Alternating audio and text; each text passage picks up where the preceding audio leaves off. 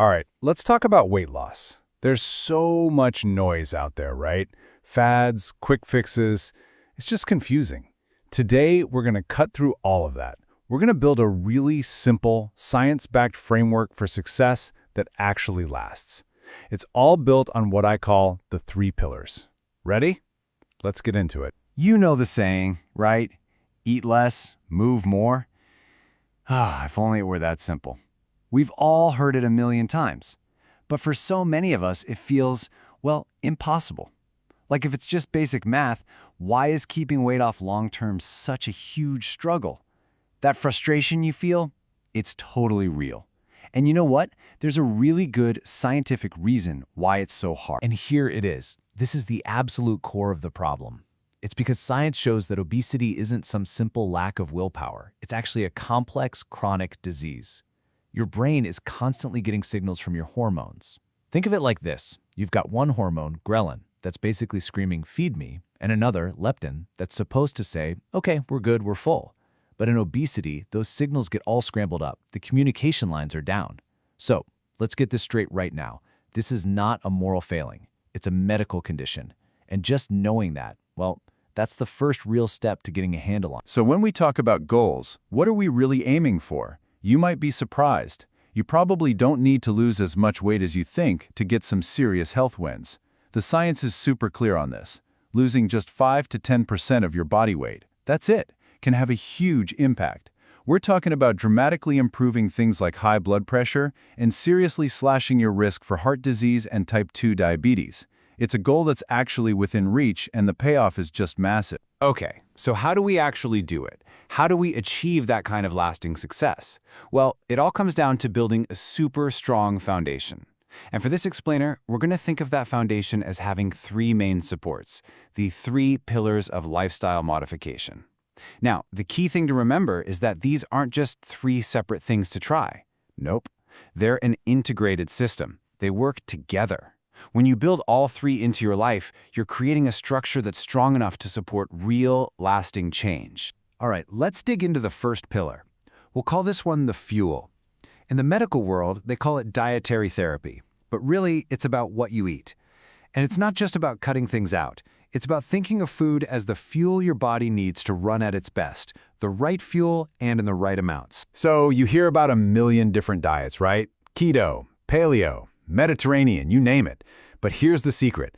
Underneath it all, they only work because of one single, non-negotiable principle: a caloric deficit. That's it.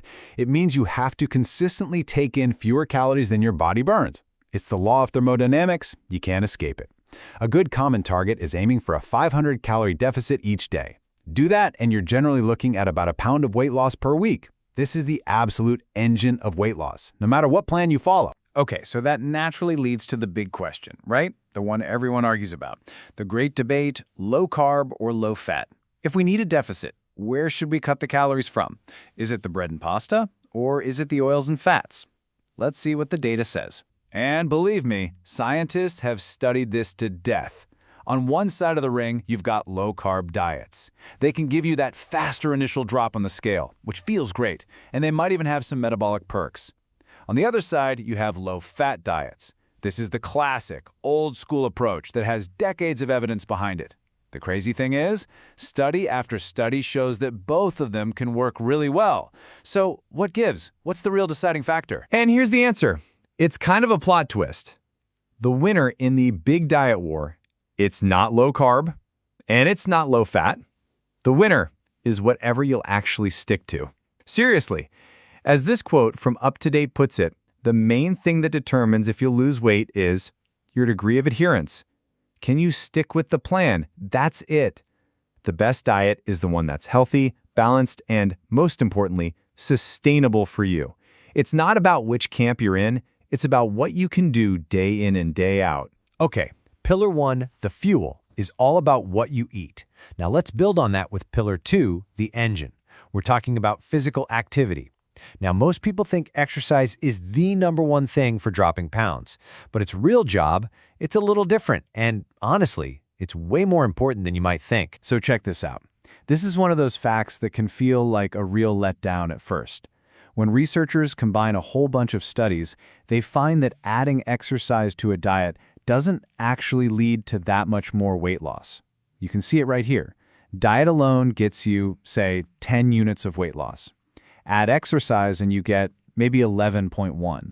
We're talking about just a little bit more over the course of months. It's not a lot. So looking at that chart, you're probably thinking, wait, what? So why am I killing myself at the gym, right? It's a totally fair question.